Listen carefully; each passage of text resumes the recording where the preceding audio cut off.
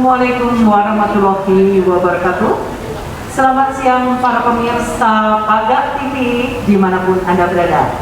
Bersama saya Heni Wardani pada hari ini hari Senin 10 Mei 2021 bertempat di Cyber Mall Kota Malang.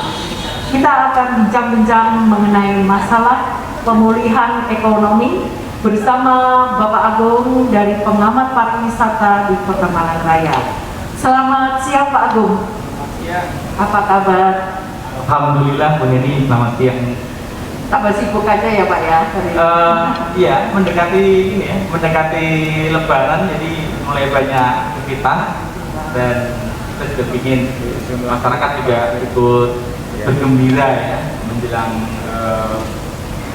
kondisi Lebaran, namun juga tetap harus waspada, gitu aja. Masih tetap menjaga prokes kesehatan COVID-19. Betul, betul. Pak Agung, ini Hamil 3 ya, Hamil 3 ya Pak. Insya Allah tanggal 13 Mei kita merayakan Hari Raya umat Islam seluruh dunia. Pak Agung, dalam menyikapi di dunia pariwisata ini terasa sekali dampak ekonomi ya Pak ya. Nah, bagaimana sebagai pengamat pariwisata Pak Agung menyikapi hal ini? Melihat beberapa hari ini mungkin pertokoan mulai rame ya, tapi dilarang mudik ya, dilarang mudik nih. Nah, bagaimana kesan Bapak menyikapi hal ini? Ya, terima kasih Bu Eni. Ya.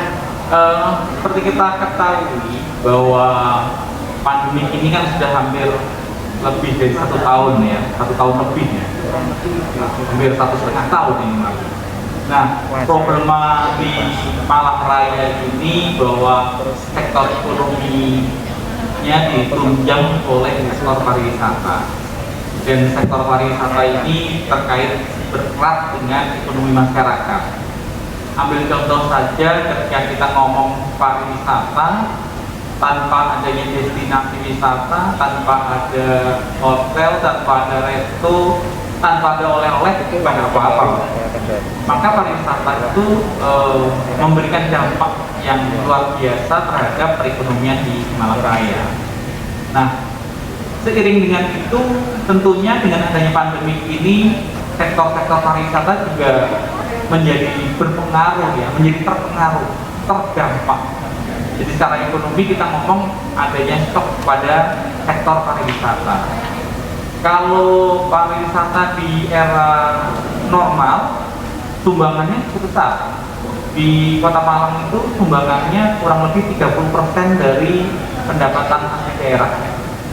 Dan kalau di Kabupaten Malang maupun di Kota Batu, khususnya di Kota Batu, itu hampir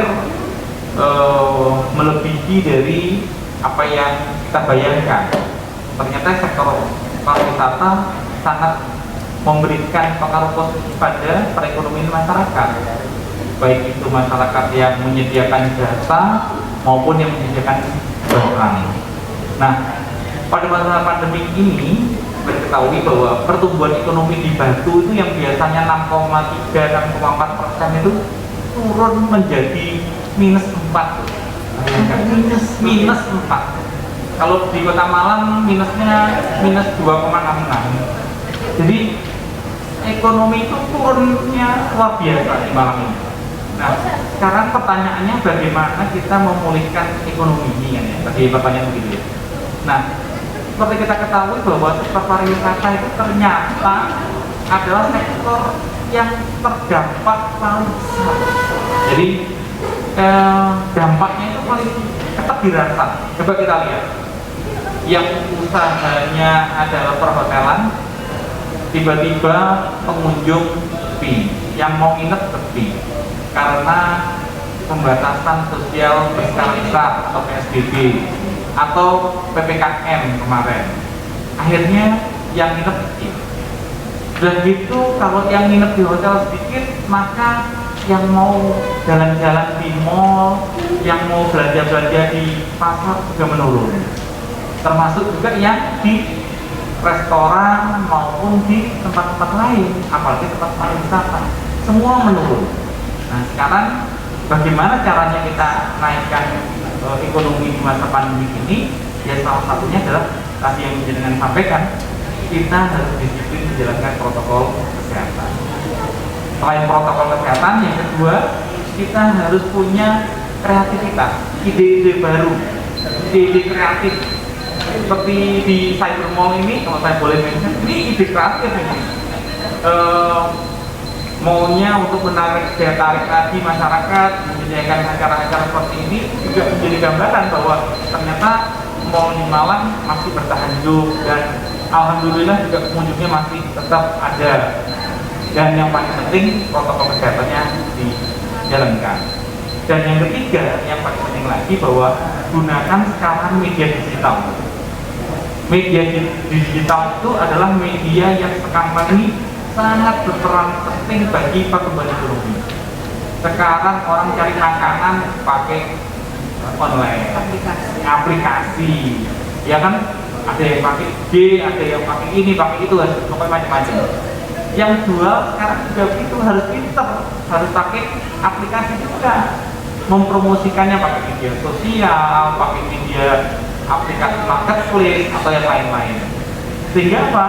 Ekonomi tetap berjalan seperti semula walaupun ada pandemi. Dan pandemi ini ternyata membuat orang makin pintar loh. Iya dong. Dulu kalau kita ngomong masalah digital itu paling susah. Sekarang tiap hari kita nge-zoom, meeting, kita sekarang bisa online pakai peralatan-peralatan ini, live streaming, ini luar biasa. Coba kalau dulu nggak ada, gitu ya kira-kira. Jadi dalam hal ini pelaku usaha itu berinovasi ya. Tentunya dia menggunakan fasilitas marketplace gitu. Jadi sebut bola ya. Berarti siapapun pelaku usaha itu ya. Ya, di semua usaha, di semua usaha. Pusat oleh-oleh juga ya. Sekarang bila perlu pusat oleh-oleh juga harus masuk marketplace, harus masuk media aplikasi. Kenapa? Orang sekarang mau pergi juga agak susah. Katakan kita mau ke Surabaya nih Bu, harus ditanya suratnya. Sekarang ini harus ditanya swab test atau antigen, dan itu membuat ekonomi agak susah. Namun kalau kita pakai aplikasi Bu, kita beli dari Surabaya, kita di Malang tinggal beli aplikasi, barang langsung. Nah, kira-kira seperti itu keuntungannya. Jadi lebih mudah, murah, dan yang paling penting dengan aplikasi ini orang semakin kreatif, semakin punya inovasi untuk memajukan usahanya. Tidak hanya jualan secara langsung offline, namun juga bisa masuk ke dunia digital online. Itu tidak juga untuk pengusaha retail besar ya Pak Agung, misalnya merek apa ada yang terbesar di Indonesia ya, itu juga harus menyingkapi dengan apa ya, marketing digital. Iya, karena gini, ini kita lihat aja ya di Malang ya, ada pusat retail yang cukup besar di Malang tutup. Iya, ada 2 atau 3 tutup. Kenapa? Imbas dari pandemi, dia perusahaan besar, otomatis overheadnya juga besar, operational cost-nya juga tinggi. Maka kalau tidak diikuti dengan inovasi atau kreativitas, maka beban cost yang besar tadi ditanggung oleh perusahaan. Dan sekarang cirinya adalah perusahaan yang lincah, dalam hal ini tidak terlalu banyak tenaga kerja, kemudian bisa memainkan marketing digitalnya, maka itu yang akan survive. Dan kecenderungan sekarang ini bahwa kalau kita memainkan digital aplikasi, itu juga memberikan kemudahan juga untuk semua pihak, karena di mana-mana sekarang masih ada pembatasan. Kira-kira itu. Untuk tempat pariwisata sepertinya juga diberlakukan larangan ya Pak, untuk selama masa tanggal 6 sampai dengan tanggal 12 Mei. Begitu Pak? Iya, jadi selama 2 minggu ini, tanggal 6 sampai 17 Mei di Malang Raya ini kita kena pembatasan, khususnya kita berada di rayon 2. Jadi Jawa Timur itu dibagi rayon 1, rayon 2, sampai rayon 8 atau rayon 9 ya. Nah, untuk rayon 2 itu meliputi Malang Raya yaitu Kota Malang, Kota Batu, dan Kabupaten Malang, ditambah Pasuruan dan Probolinggo. Nah, kita masih bisa itu berinteraksi dengan masyarakat di sana, atau kita masih bisa sambang orang tua yang ada di Pasuruan misalnya, atau kita mau nyekar di Probolinggo ya monggo saja, sepanjang kita masih berada di wilayah rayon 2 tadi. Nah, cuman permasalahannya selama tanggal 6 sampai 17 ini, kalau kita mau pergi ke Surabaya, ke Blitar, ke Kediri, Lumajang agak susah. Kecuali kita bawa surat yang menyatakan kita bahwa kita sehat ya, melalui antigen rapid itu. Dan kedua, keperluannya jelas. Apakah keperluannya bekerja ataukah keperluan yang lain, dan itu harus ditunjukkan dengan surat. Nah, ini yang menjadi problema ketika kita ingin berpergian di luar wilayah rayon tadi. Nah, sekarang bagaimana kita tetap bahagia di dalam rayon, itu kan penting itu. Apalagi dia mau lebaran begini, kata kuncinya adalah bagaimana kita berbahagia bersama keluarga, merayakan Idul Fitri dengan baik, namun kita tetap dalam keadaan sehat, kemudian imunitas juga dijaga, yang terakhir silaturahmi juga terjaga. Nah, caranya gimana? Itu tadi, kalau kita masih punya saudara yang jauh-jauh, ya gunakan aja video call. Kalau saudaranya gunakan aja Zoom meeting atau Google meeting, atau pakai WA itu bisa 8 orang itu kalau grup Google Group WhatsApp Group itu bisa. Jadi masih banyak cara. Nah, kita bisa berbahagia. Yang kedua, kita juga tidak terlalu banyak kerumunan orang, karena begini loh, saya itu cuma menyampaikan aja, pemulihan ekonomi kita ini akan menjadi gagal kalau ternyata nanti isinya setelah lebaran banyak yang sakit, itu rugi gitu kita. Nah, sudah tambahan dong, padahal kita selama ini sudah mulai bangkit ya Bu ya, pariwisata sudah mulai bangkit, tempat-tempat hiburan sudah mulai bangkit, mall sudah bangkit, tempat wisata bangkit, masyarakat juga sudah mulai mengerti. Tapi kalau akhirnya nanti malah menimbulkan gejala atau klaster baru, waduh ya itu yang agak repot itu. Kan jadinya emang ya kita tahan saja, kita tahan, karena semua ini adalah ada yang sudah mengatur, artinya pemerintah sudah mengatur, tinggal baik-baiknya kita bagaimana tetap bahagia di dalam masa pandemi apapun di masa lebaran ini dengan memanfaatkan teknologi. Jadi intinya di sini para pelaku usaha apapun, travel, perhotelan, resto dan lain sebagainya masih harus menggunakan fasilitas marketing. Iya itu ya. Ada yang menarik lagi. Sekarang itu teman-teman guide, pemandu wisata itu sekarang menggunakan jualan virtual tour. Iya, virtual tour. Gimana virtual tour itu?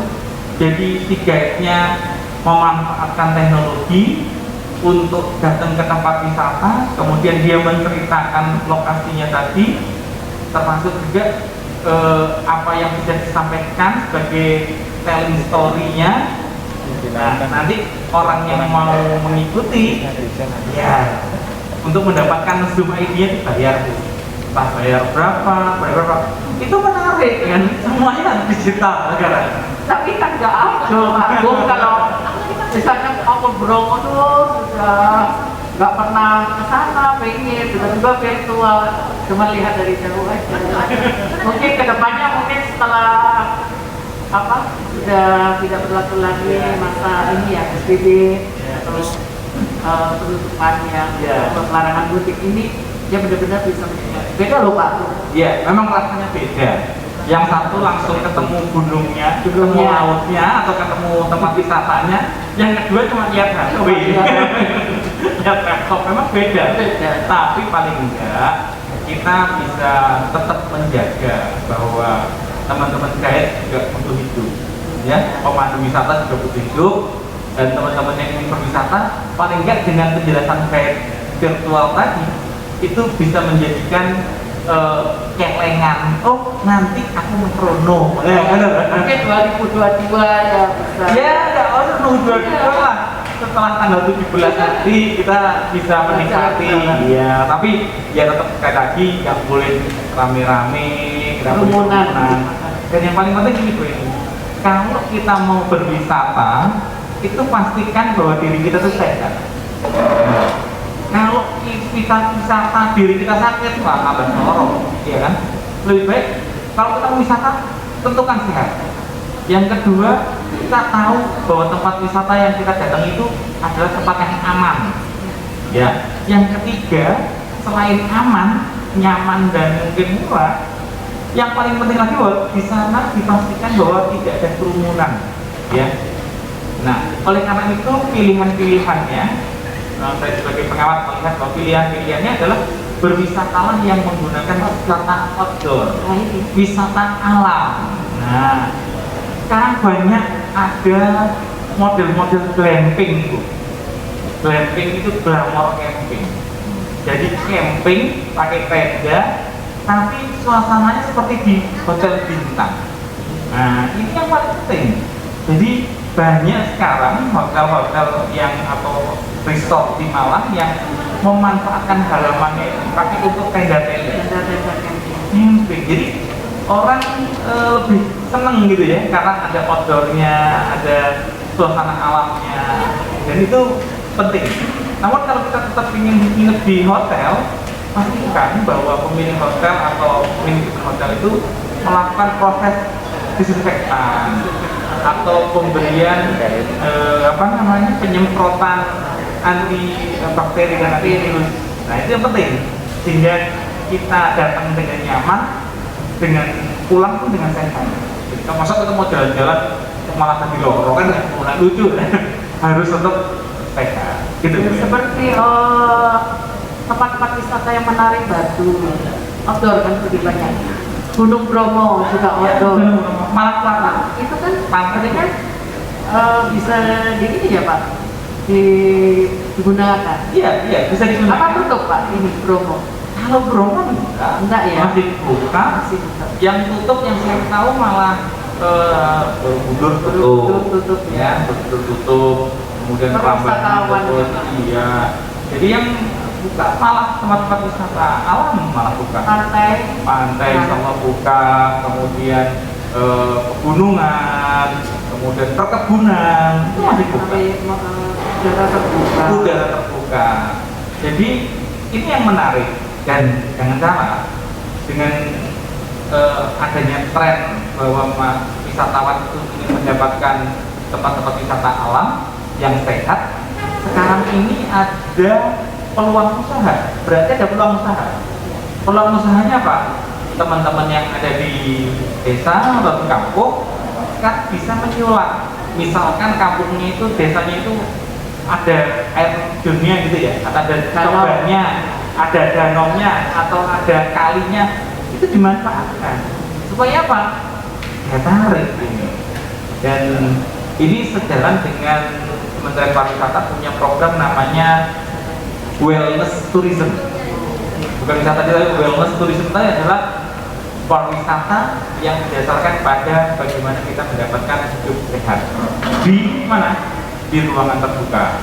Ada yoga, gitu, ada meditasi, ada